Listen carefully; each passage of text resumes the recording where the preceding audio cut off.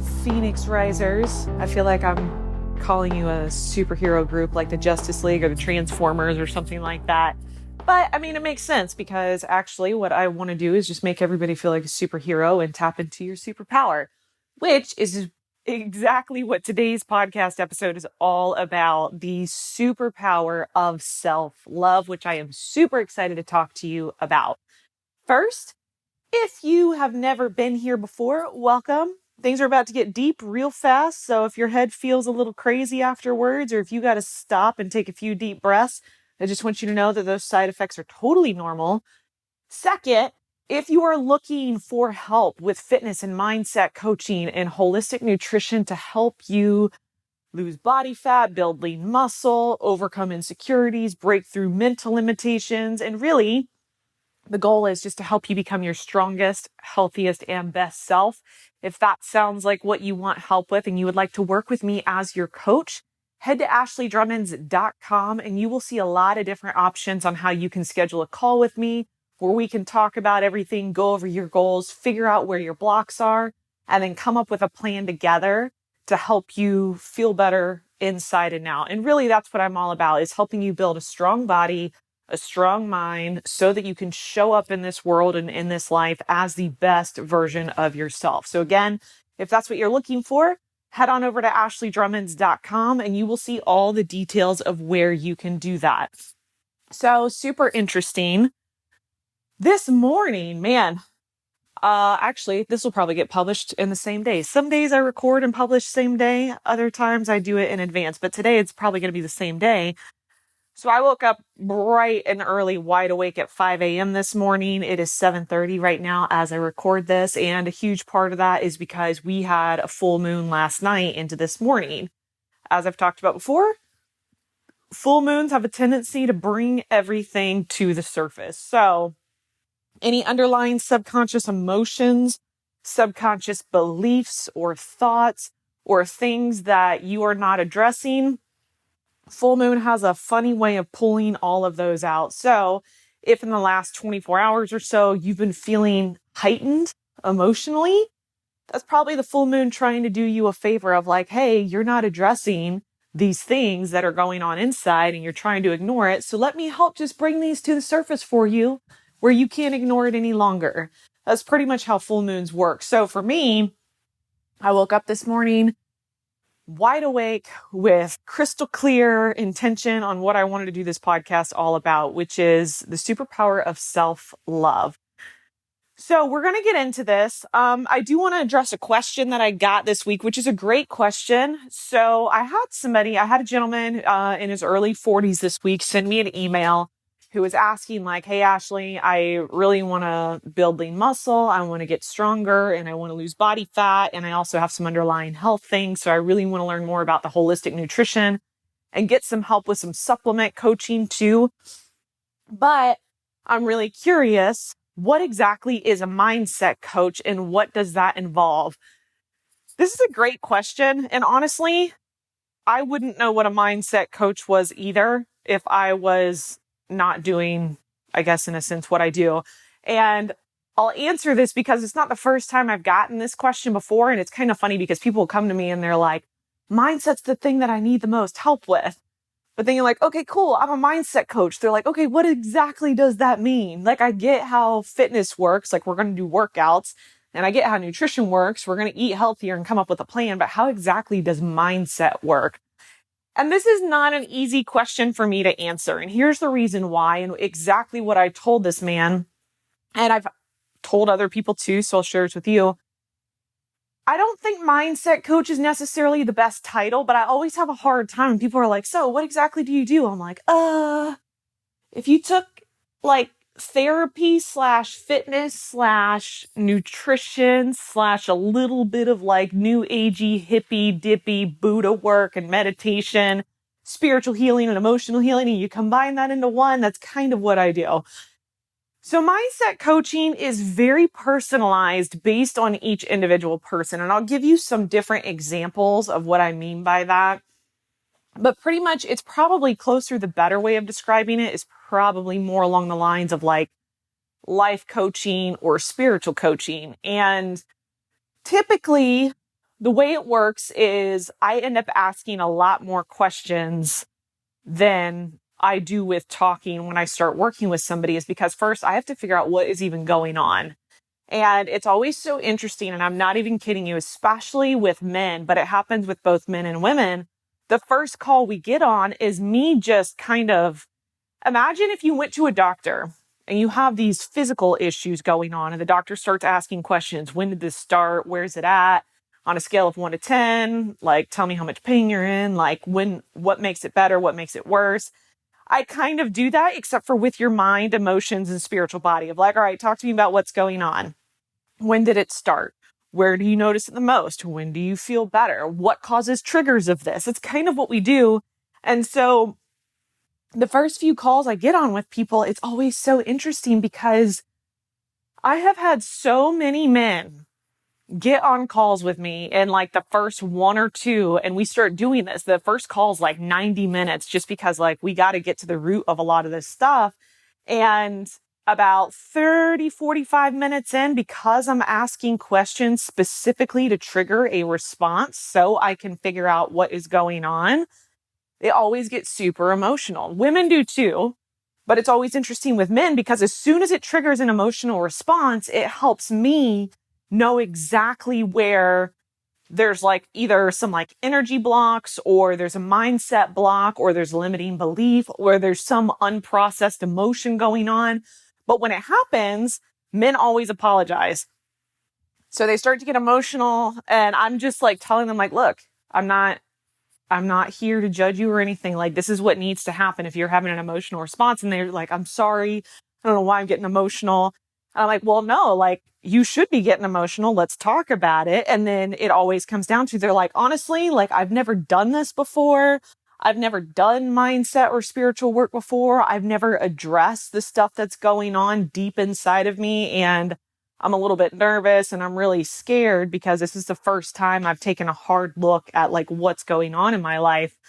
And I always tell them. And so I'm giving this answer to this gentleman that had inquired about it. I'm like, look, I am here to help, to give you a safe space. And my biggest intention is to allow you the room in a safe space to process these emotions and process these limiting beliefs and understand and uncover and kind of peel back the layer of what's going on. But then my intention and my goal is also to help you move through it instead of staying there. So I'll never judge you for getting emotional. I actually want you to get emotional, because once you do that, then we have a starting point and we know how to work through things. So it's okay. So I was explaining that to this gentleman and I said, here's some different examples. Sometimes people come to me looking for what everybody is looking for. I want to be stronger. I want to be leaner. I want to be fitter. I want to clean up my nutrition. From a mindset component though, sometimes it's different though, because I'll have somebody that comes to me for help with their nutrition and their workout program. And we start talking and finding out like, actually, you already know where you need to clean up your nutrition. What we need to talk about from like a life coaching, mindset coaching standpoint is why you're using food as a form of numbing out the emotions that are going on. So we'll talk about that. Or on the flip side, there's people who come to me for nutrition and they use food as a sense of control, where it's more of underlying anxieties of dealing with perfectionism and having to follow a specific plan. And it's a way they can control something in their life because at some point in their life, something uncontrollable happened to them that caused pain. So first we have to work on that. And then I got other things. I got guys that come to me with low testosterone issues and they're talking to me about how they're doing their workouts. They're doing like clean eating and nutrition and they don't know what's going on. And then come to find out like they actually have some unprocessed emotional pain from a previous relationship. This is actually really common. Unprocessed emotional pain from a previous relationship or some sort of romantic relationship, or it's a parental relationship where something emotional happened that made them establish the deep-rooted subconscious belief that they are not enough and they are not, quote unquote, man enough. They don't feel like a real man because if they were a real man, they would have never experienced the loss of a woman or a female, or the loss of a love from a parent standpoint, because no matter what, they were not, quote unquote, a real man. And they hold this in and they have this underlying belief of like, I'm not a real man. Otherwise, none of this would have happened. So therefore, the body creates a physiological response to represent the deep subconscious belief that is going on. So I don't think there's a way I could put it in a box and explain all of that of like, oh, mindset coaching is just where we sit there and we think about positive thinking. That's actually not it at all. It's very deep, healing, spiritual life work we do that as we do it, you will see it start to show up physically in a positive way. Your body will start to respond to what's going on in your mind and your emotions. So that's the response that I gave this man that asked me what exactly the mindset part is. So I wanted to share that on here because I figured, I was like, if this guy's asking, I've been asked this before, probably other people are curious about it too. So that's what the mindset coaching is. And if you, like I said at the beginning of this, if you want help with that, if you're like, holy crap, I need some help, then go to my website, ashleydrummons.com, and we will get deep really fast, which is actually the perfect segue into this topic. Now we can talk about this, the superpower of self-love. If I had a billboard and there was one thing I could stick on a billboard that every person that drove by it saw, I think it would say something along the lines of love yourself, trust yourself, you're more than enough, you be you. And that's it. Because really, if you can really grasp that, and I don't mean like grasp it like, yeah, you think about it and you know what I'm talking about. I mean, from like a deep knowing. If you can really wrap that around well, that didn't make sense. If you can really wrap your emotional body around that of like, you really are so freaking amazing exactly as you are and so loved and have so many incredible gifts to give to everybody in your life. If you can really feel that, decisions become a lot easier. Relationships become a lot easier. Life becomes a lot easier because you're no longer doing things trying to get love or get acceptance. And I think every single person out there does it in some sense. And it doesn't, if you do that, it doesn't mean you have to go beat yourself up. It's just, we're just acknowledging things. We're learning things as we go. A lot of people, here's a perfect example I wanted to give into this. So dating in the fitness world, what is normally the first thing you see people do when they go through a breakup or they go through some sort of like romantic situation or separation or whatever? What's normally the first thing they do? You know what? This is the best thing for me. I'm going to get my life together. I'm going to start working out. I'm going to start taking better care of myself. I'm going to get my hair cut. I'm going to get a makeover.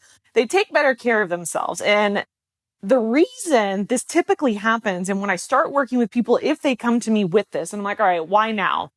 What's going on in your life? Why do you want to make these changes now? And it's normally like, well, I'm going through a divorce, or I just went through a breakup and I really want to get myself back out there. I want to feel better. I want to boost confidence. I always ask, I was like, I got a question. Had you not just gone through a breakup or a divorce, would you still want to do this? And they're like, well, what do you mean? I'm like, well, a lot of times just from doing this for a long time, when people have something like that happen and then immediately they come to like get in shape and work on their nutrition and all that, it's because they think they lost love because they weren't good enough. So therefore, when the love is gone, they immediately do something to fix themselves to be good enough. And they're like, oh. I'm like, so hypothetically, if your relationship hadn't have fallen apart, would you be here right now wanting to do this? Because if not, we got to work on that. Because otherwise, all that's going to happen is you're going to start working on yourself. You're going to get in shape. You're going to feel better. Because you feel better and are doing better things for yourself, you're going to naturally attract new love into your life. And the second you get love, you're going to stop taking care of yourself. Because now you have love. Why do I need to do all this work? So instead of repeating that pattern, and then you break up, and then that relationship ends, and now you take better care of yourself, and you stop abandoning yourself. So instead of going through that pattern, let's just focus on, why is this important to you with someone else or without someone else? Because then it'll last. then we can get somewhere. So that's one of the things that comes up is I always like to probe the question anytime you're desperately like motivated in something or ready for change, or you start getting like super attached or whatever. What is the motivating factor behind that? What do you think you're going to attain from that? Why are you in such a hurry to get in a relationship? Why are you in such a hurry to find a new job or find a new career? Why are you trying so hard?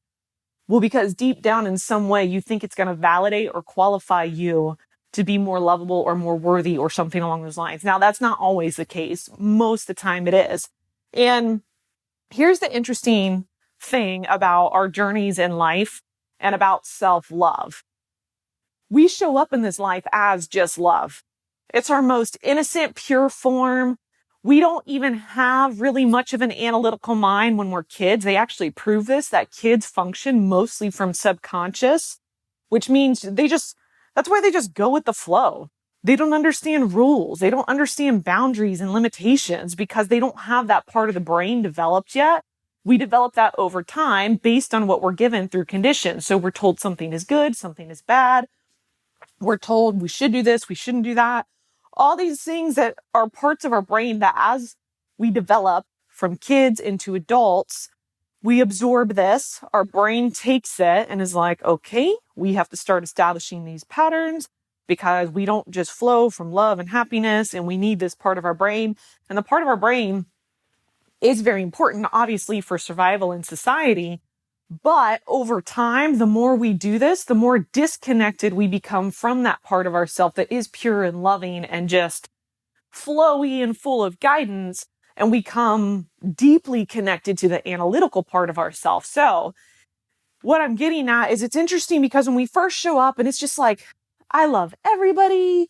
I love animals. I love my family. I love my friends at school and my teachers. And I love recess and all this stuff. We don't learn that there is something unlovable about ourselves until somebody tells us or shows us that it is unlovable. And so our brain accepts it almost as like, oh my God, I didn't know I wasn't supposed to love this part of me. Crap. Let me hide this, fix it, make it go away because now I know. I didn't know before and now I know. And most of our adult life is almost like deconditioning and unprogramming all of that and just remembering like, wait a minute, I never needed to do any of that. Somebody else just didn't love that part of themselves and they thought they could throw it on me and I accepted it, except for wait, no, I didn't have a problem with this until somebody else told me to have a problem with this. So here's a perfect small example of this. So growing up, I was always like, my parents put me in gymnastics when I was like 3.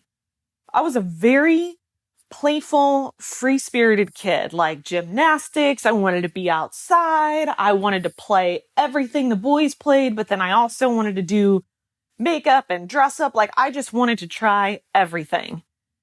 So I played a ton of sports, got very big into gymnastics. Then I played basketball. Then I'm in soccer. Then I'm in baseball, little league, then softball, then cheerleading, all these things. So by the time I'm like 11, I guess around 11 or 12, like right in those like middle school years, your body starts changing and all of that. Because I was so athletic, I was muscular and I got strong and I grew very fast. I just did. That's just, this body has looked like this body since I was like 11 or 12. But my point in this story is when this happened, I got tons of stretch marks on my upper thighs. And like when you first get stretch marks, they're really bright. They're really obvious because they're like scars. The skin is stretching because you're growing so fast at the rate that you're growing, the skin can't stretch. It's why when women are pregnant, they get it on their bellies. So I knew this. I'm 12 years old, never thought anything of it. It was just like, I don't know what those lines are, but whatever. So in my mind, I'm like just a free-spirited kid. Nothing's wrong. Things are great. I don't see anything wrong with it. Totally lovable.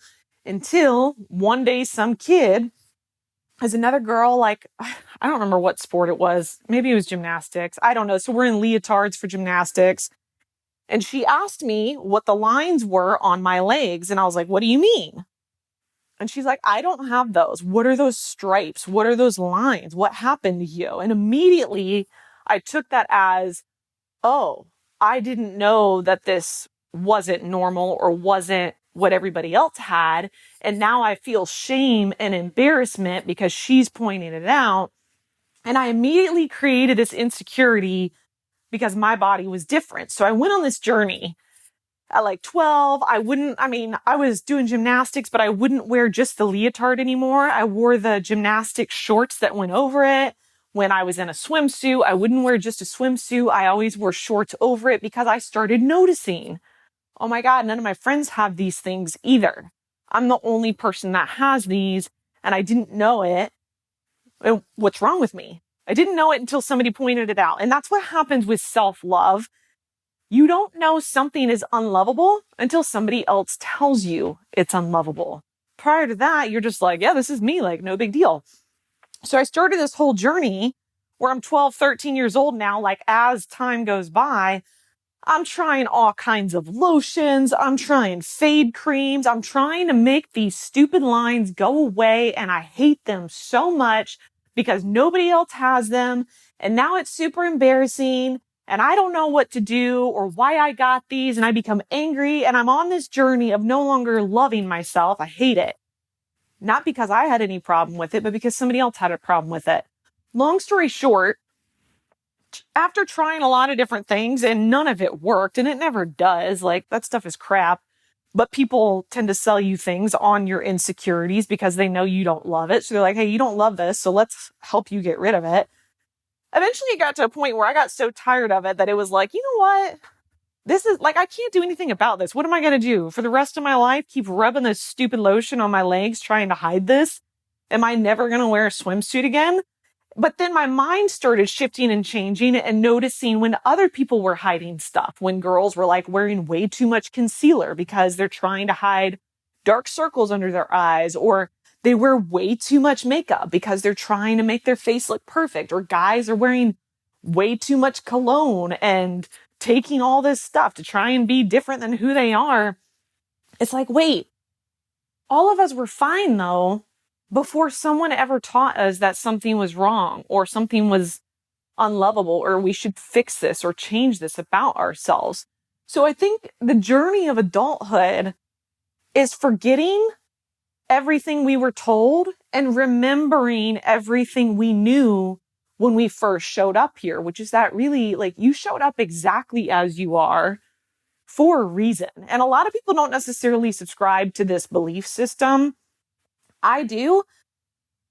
I do believe that we each have a soul that has different things that it has come here to do, different purposes, call it a mission, call it experiences, call it curriculums, whatever it is. Because of that, I think you chose the body that you have, the personality that you have, the passions, the looks, everything. You chose it because you chose it as the absolute best way for you to do whatever it is you came here to do. I don't know what that is. Nobody can tell you what that is. Only you and your intimate relationship with your soul can tell you what that is. So anytime you go against that, not only are you denying your self-love and acceptance, but you're also saying that your soul is a freaking idiot and chose the wrong body, the wrong self, the wrong mind, and the wrong things in this life. And it doesn't really make sense when you look at it from that perspective. So here's an example too of how this happens is a lot of times we go through this, like it's just a constant quest of fixing ourselves. No matter, like, there's a joke, I don't know where, or maybe it's a meme on social media where they're like, hey, remember those pictures from 5 years ago when you thought you were fat? And now 5 years later, you are fat and you wish that you had that body? Or, hey, remember 5 years ago when you thought like you had bad skin? And now like 5 years later, you're looking back at the picture and you're like, man, I wish I had that skin or that career or whatever. Like it's always this never ending quest of nothing's ever good enough. And the grass is always greener on the other side because we're always fixing something. Something's wrong with you, so you should fix it. So as this goes on over time, because we consistently are taking the examples of love that we are given and letting everybody else dictate to us what love is, what is lovable, and how to display love, we create this society of a whole bunch of people that are walking around projecting the examples of love that they were given instead of being what they would think is love. So this is why a lot of times when people don't do the work, I don't like calling it the work, when they don't take the time for introspection, really self-awareness, paying attention in their own life, when you don't do that, you're probably walking around, you're loving your family, you're loving your relationships, you're loving people in your life the way that you were loved, whether it was right or wrong. So I've talked about this before. It's the people who were abused. So therefore they think abuse equals love. So they abuse other people and then they justify it and call it love. It's when somebody's like abusing you and yelling at you or treating you with just complete disrespect and you point it out and they're like, I'm only doing this because I love you. And you're like, this is kind of a weird way of showing love. Like, that's not love. Or like a form of manipulation or control, or anytime somebody is doing that and then they justify it with love and you think they're insane and you're like, how in the world can you do this and really think that this is love? And a lot of times it's not, they don't actually think it's love. It's just they have totally forgotten what love is for themselves. And they're just displaying and showing you, well, this is how I was loved. So this is the only way I know to love. And when you think of it from that perspective, it actually allows you the opportunity to have way more compassion and forgiveness to the people who actually are not necessarily super loving in your life, because you can see where it's coming from. You no longer are able, or you no longer are taking it personally. You're able to see it as simply that of like, they don't know any better. They don't know any better. Most people don't. The reason self-love is a superpower is because once you understand you are the source of love in your life, and when you have that source of love in your life because you have a connection to something greater than you, call it God, call it the universe, call it divine, whatever, when you realize that that's where you came from, that's where you're going to go, everything else doesn't really matter. If you can totally embody that, you free yourself. You free yourself to be able to love more deeply because now you're not loving to get anything in return. You free yourself to be able to make choices in your life. Where do you want to live? Who do you want to be with? What job do you want to have? What things do you want to go after because of complete love and not because you're trying to make up for some insecurity or deep void inside of you? And it's like, if you have a really hard time understanding that, or like, I don't know, like I have this job because it pays the bills. I have these people in my life because we've known each other forever. I have this relationship because it's easy. And I mean, it's not bad, but it's also like, it works. I hear that all the time. It's like, okay, let me ask you something. If you had 100%, like if you were loved exactly as you are, if it's like, God, you are just so freaking amazing. Like, imagine me saying this to you. Like, I don't care where you're at right now. I don't care if you're at the weight you're at, the job you're at, if you have the life you want. I don't care. But if every person in your life was like, you know what? You are so amazing. Like, I just love you so much. You are the most incredible person. I am so proud of you. Every single thing that you are, I just think is fantastic. If you heard that every single day, constantly, what aspects of your life would change and what would remain the same? Would you continue to stay in jobs and careers that you absolutely despise and that crush your soul? Or maybe would you be like, well, if I'm not doing anything to get love or acceptance because I'm already loved and accepted, what would I do instead? Would you stay in the relationship that you're in? Would you stay in the friendships that you're in? Would you behave the way that you behave? Would you take better care of yourself? Would you stop caring so much about what other people thought? This is the power of self-love, is you stop taking everything that happens in your life so personally, and you're just free to be you because you realize there's nothing to get and there's nothing to lose. And when you have that perspective, there is no threat. You literally are liberated. And life is kind of funny. No, it's not kind of funny. Life is funny. Life is funny because sometimes you lose the things that you think define you so that you can learn that nothing actually defines you. Sometimes you gain things and then you feel the exact same because you realize there's really nothing to gain. And it's because the solid truth in life is that anything that is real can never be threatened. So when you lose a loving relationship, it's to teach you can't actually lose love. Other people are not the source of that. Your career isn't the source of that. There's nothing outside of you that is the source of that, but you feel like it is.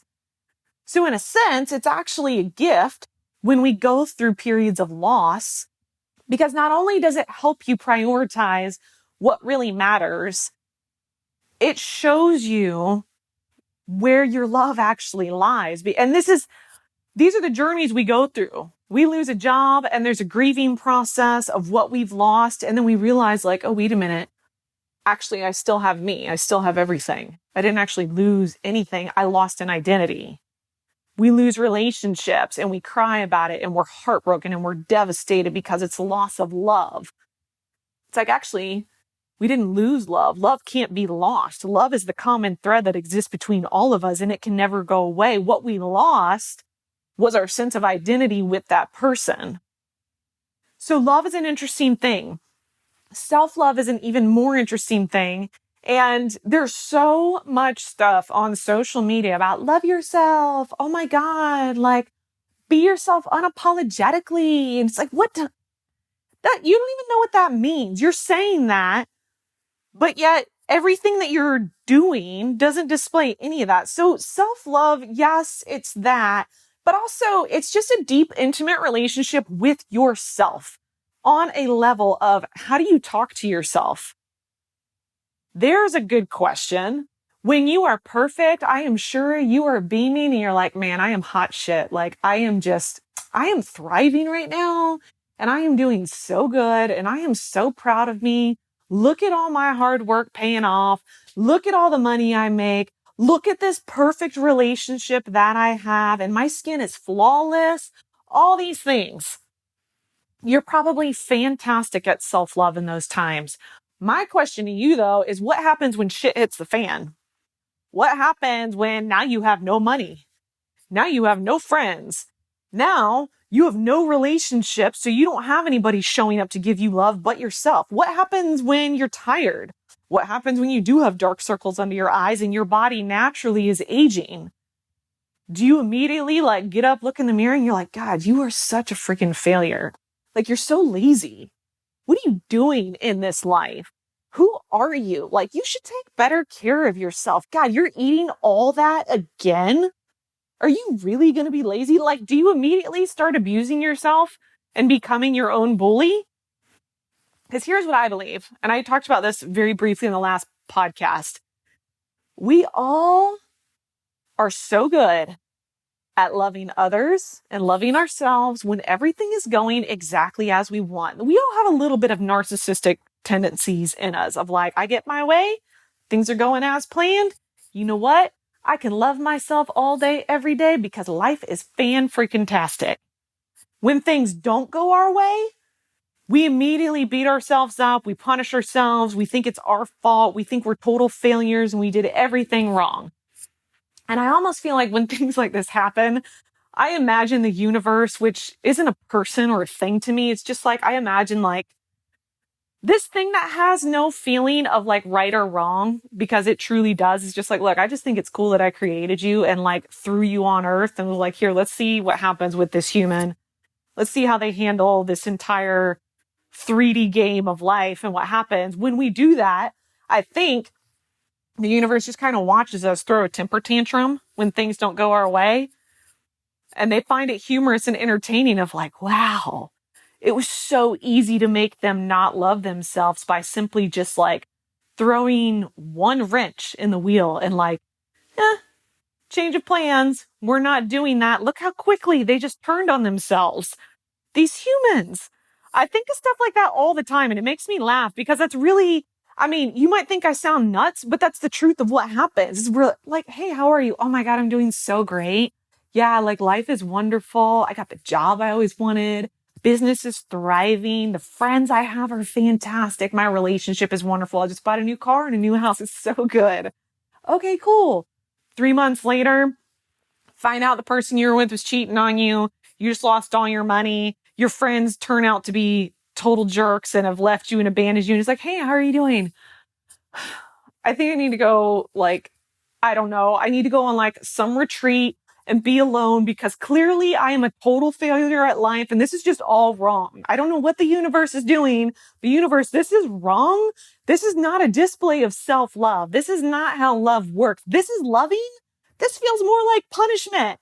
Like, how many times have you done that? When in reality, here's what is really the intention is if you can sit in the presence of everything you want and you don't want, and you still love yourself equally regardless, you become the master of yourself and this game of life. Because you realize none of that stuff actually matters. These are things that happen in life, good things that we call bad, things that make us happy and things that make us sad. But if you can tap into this self-love superpower, you really do have a superpower because all that can come and go, but who you are and how you feel about yourself never actually changes. And so some of the biggest lessons I have learned in how to love myself, and I mean truly love myself, have been in the times when I have been most rejected, most not gotten my way, and been scared to death. And every time so when things are kind of like disrupted, I always ask myself, like, what am I struggling with the most right now? Well, the thing that I'm struggling with the most is that I don't feel validated whatever identity it is. I don't know. Sometimes it's love. Sometimes it's success. Sometimes it's, I don't know, whatever it is. And the more and more things that happen that you don't want to happen, it's almost like a game. And I actually tell my clients this when I have them do homework and I'm like, all right, your homework for this week is I want you to just try this for the next week, but I want you to try it as a game, not as like a goal, not as like something to fix yourself, but like almost just like a game. Like, hey, if you do this instead, does the behavior of the players in the game change? And see what happens.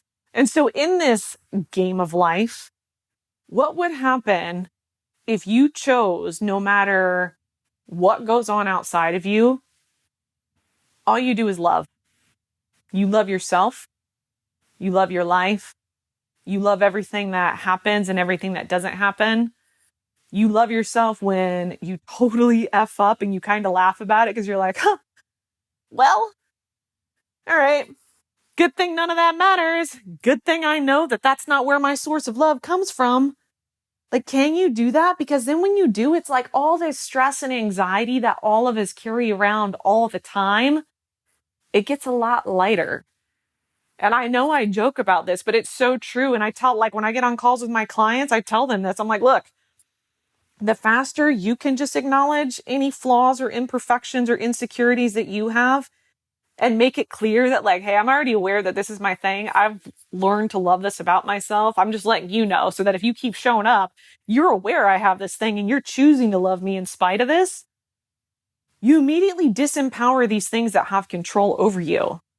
And I've joked about like the abandonment stuff of like, hey, FYI, sometimes I might get clingy. It's because I have a little bit of insecurity that you're going to leave me because I've been left. But as long as you know this and you love me in spite of this, well, then we're good. Because I've learned to love this about myself and accept it. Or like, hey, FYI, I'm super regimented. I like going to bed early and getting up early. I'm not going to change that if we start getting in a relationship. If that's a problem for you, that's totally fine. I'm not changing myself to make you like me. It's that simple. It becomes this rock solid foundation that you have. So let's talk about action items and how you can actually do this. So you may be listening to this and you're like, wow, that sounds awesome. I wish I loved myself that much. How do you actually love yourself that much? And honestly, life, practice, but here's some starting points that you can do. Obviously, if you're listening to this, you're probably somebody who is somewhat self-aware and you're aware of the voices. And yes, we all have voices. Congratulations. You're not nuts. You're aware of the voices and the thoughts and the conversations that are going on in your head all day, every day. Perhaps, though, what you're not aware of is where each one is coming from. So, one of the ways you can just, again, use this as a game and seeing, like, where do I love myself the most? Where do I love myself the least? When you feel yourself in a mood of irritability, of discomfort, of anger, of frustration, play this game and ask yourself, why do I feel this way? Just ask that question and see what comes up. And it's like, well, I feel frustrated because I'm trying to do this, but I'm not getting it. Well, why are you frustrated though? What is it that you think that you're going to get from that you don't have right now in this moment? Well, because if I got this, then I would feel better. Okay, let's keep digging into that. What else would it make you feel? Well, deep down, you're just looking to be validated. That's all. That's all. That's all it is. You want to be validated. You want to be loved. And that's what every single thing comes back to. That's it. If I do this, will I be loved? If I don't do this, will I be loved? So that's the first thing. Start paying attention when you are in moments of frustration, impatience, discomfort, striving, chasing, pursuing, anything that feels uncomfortable, and start noticing the thoughts that go on. The other thing too is if you start to go down the path of like, you just hate yourself, you're talking crap to yourself, you're beating yourself up, you're like yelling at yourself, ask yourself why. Or ask yourself, whose voice does this most sound like? More than likely, it's never yours. The one that's yours is not that mean, first of all. So where's that coming from? Is that the way that one of your parents used to talk to you? Is that the way a bully used to talk to you? Is that the way a sibling? Is that the way an ex used to talk to you and you've adopted their voice as your voice? Start just playing around with that and identifying that and start questioning the things that are going on in your mind every single day and seeing which ones sound like, you know what? Like that doesn't actually sound like me. That sounds a lot like my parents, or that sounds a lot like my teacher or whoever. You can start here because then once you identify that, you have a choice. Do you want to keep listening to that? Do you want to feel bad about yourself? Okay, probably not. Then here's where you start. Stop listening to the things in your mind and the voices in your mind that are making you feel like crap about who you are. And the way you disempowering that is by identifying it. If we can assign things, so just the way our brains work, when you can assign the root of where something comes from, it's easy for your brain to kind of stop it. So in a very basic term, if you start having, let's say you're having an allergic reaction to some food, you're not sure what the food is, your body keeps responding with an allergic reaction. If you can identify the source of that is peanuts, what do? You're like, oh, I don't have to beat my body up and feel terrible and yell at my body for having an allergic reaction. I just have to stop feeding it peanuts. Okay, let's use that same approach with your mind. Oh, I don't have to beat myself up and hate myself every time I mess up. All I have to do is stop feeding that voice that does that to me. And I can listen to the other voice. I can feed the voice that tells me like, hey, look, it doesn't really matter what's going on. Like, be kind to yourself. You're going to figure this out. You're going to figure this out on your own. Trust yourself. Universe loves you. God, source, love, divine, whatever you call it. It loves you. You've got everything you need. It's okay if you don't know. It doesn't make you any less or any more of a human being. It's okay if you kind of screwed up. Like, so what? You tried something and it didn't work out. It's totally fine. Listen to that voice and you will start to adopt and build and foster a relationship with yourself that cannot be changed or threatened by anything outside of you. The other way you can start to practice self-love in your life is anytime you make any decision, whether it's changing jobs, whether it's changing a relationship, whether it is what food to eat, whether to exercise or not exercise, sleep, friends, whatever it is. Before you make the decision, or if you're struggling with that decision, ask yourself, what would be the most loving thing for me to do for me? If I love myself, what would I do? Not if other people, what would be the most loving thing for me to do for other people to love me? Or what would be the most loving thing for other people? What would be the thing that if I really, really deeply loved who I am and respected my own path and my own gut and intuition, what would be the most loving thing for me to do? Maybe sometimes it is to eat that entire pizza. Maybe sometimes it's to give yourself a lot of water and super nutrient-packed food. Maybe it is to go move your body and exercise, and maybe sometimes it's to rest. Maybe it is to leave a relationship. Maybe it is to leave a job. But when you ask it from a place of complete acceptance and self-love, you're going to get much better results because it's coming from that place. So that's the other thing you can start doing is anytime you make a decision, and my brother and I actually have this thing when we ask, like, hey, do you want to do this? It's like, wait, let me check in with myself. What do I need right now? Nah, I don't want to do that. What I really need right now is just to sit by myself for like 5 minutes and just like get really still and grounded, and then I'm good to go. Like, run it through. Every time somebody tells me something, I'm like, did you run that through your own filter? Does that feel like truth to you? Especially now, all the crap that's going on in media, and people are just absorbing, and then they're basically throwing up everything they absorb and throwing it back out there in the universe and society and talking to everybody about it. I'm like, hey, all this stuff that you're absorbing, have you ever actually like stopped for just a few seconds and ran it through your filter within yourself and said, hey, do I want to continue participating in this? Do I want to vomit this back out in society and basically like just continue this? Does this even feel like truth to me? Why am I participating in this? Like, do I want to put my energy into this? Run everything through your own filter and act on that. Nobody else's. Because a lot of people never learn this lesson. And then you know what happens? They lose a relationship and they're still doing things and living their life out of things from that relationship. Or they lose a parent and they've spent their whole life just trying to get love and acceptance from that parent. And that parent has passed on. And this person here is still living and making decisions based on that parent's approval. Or a friend or a sibling. So if you don't learn this, you're not actually living your life the way that you want and the way that it's meant to.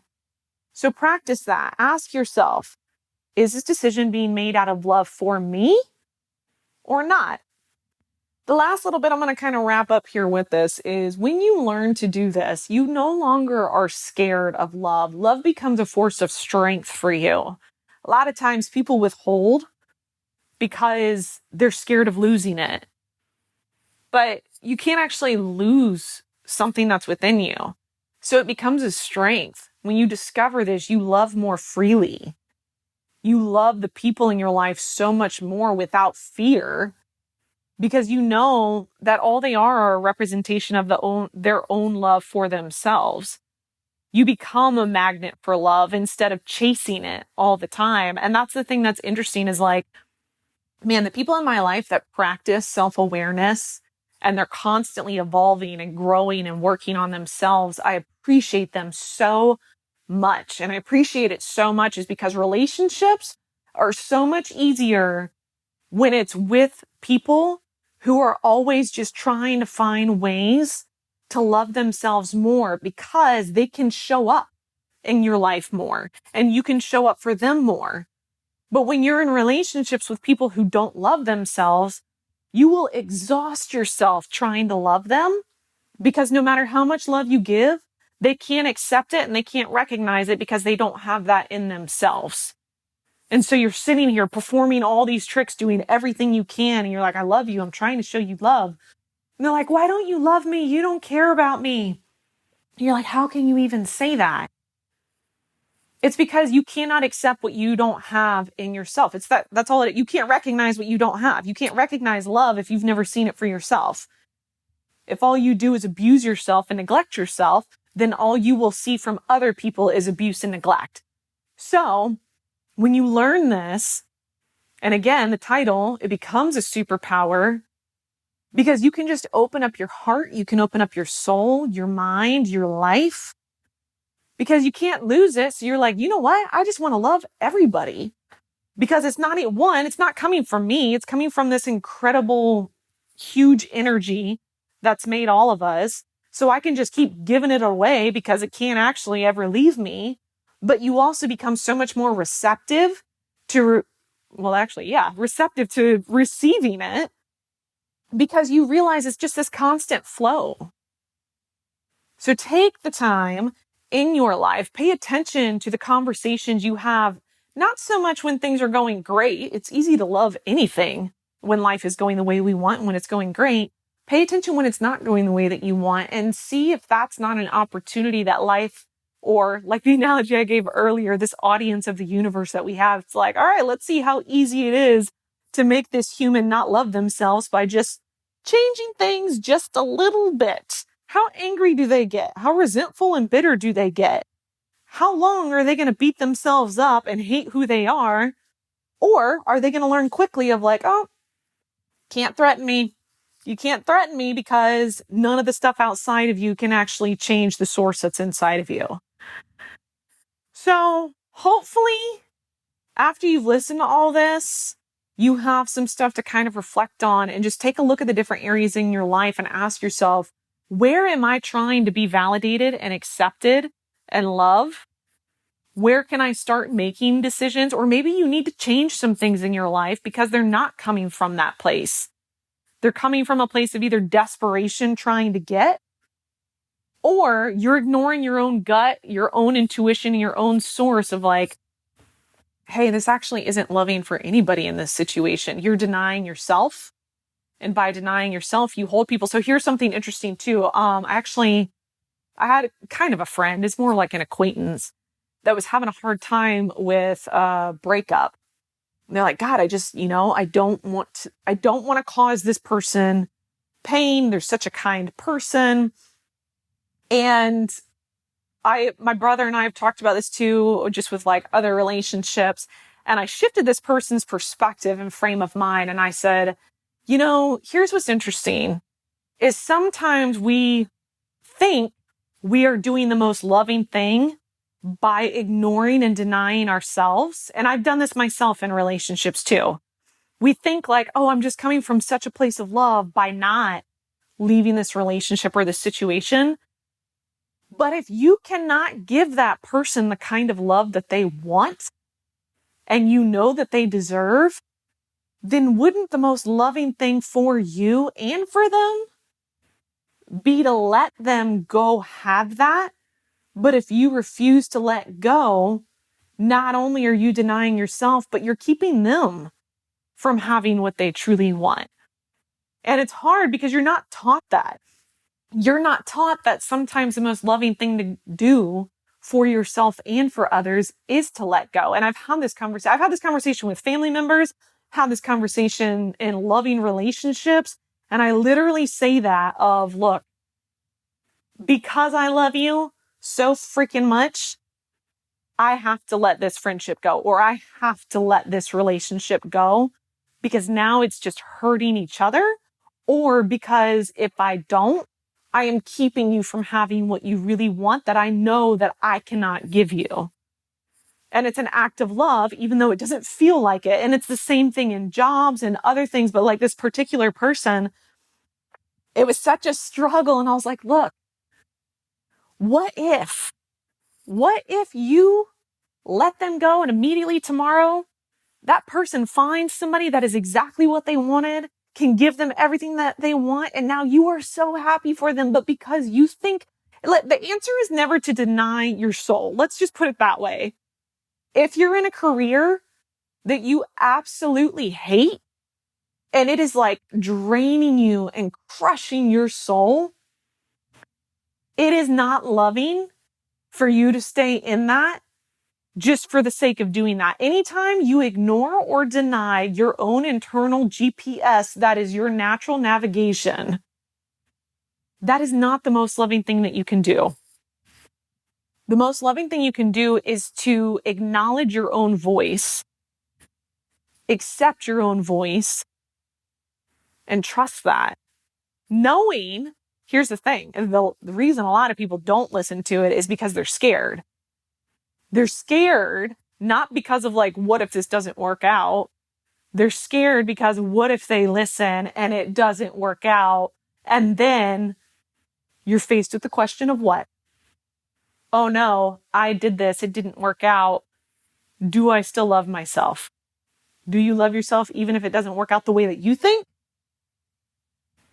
Because if that's it, then, I mean, you can pretty much do whatever you want and live your life freely, knowing it's all just a lesson. How far can you love yourself? All right. So, I mean, I always like to wrap things up in relation to fitness and health, just because that's what I get a lot of questions about. It's the same thing with your fitness, guys. Stop trying to fix your body. Your body did not do anything to you. Your body is helping you. It gives you energy every single day to live this life. So stop destroying it. Almost couldn't talk there. Stop destroying it and hating it and trying to fix it out of complete disgust. And instead do things from a place of self-love. And I guarantee you, you're going to get so much better results, and it's going to last, and you're going to be so much happier in your life because you're not like, all right, it's been 30 days. Why haven't I lost 15 pounds? Where's my 6-pack abs? No, one day at a time. You're just making a choice on like, what's the most loving thing I can do? I think I want to exercise, and I think I want a salad and some water.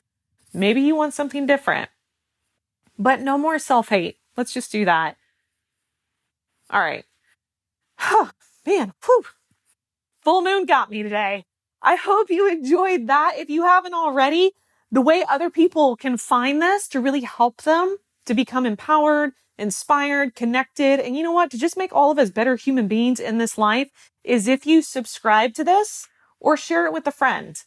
That's the best thing you can do. If somebody else needs a little extra self-love, send them this episode and be like, hey, I love you, and because I love you and because I love me, why don't we just love ourselves? Here's an episode for you. So subscribe, share it with a friend. Thank you so much for listening. Thank you for being a part of this podcast, because that's exactly why I do this. And until next week, I will see you on the next Phoenix Rising episode.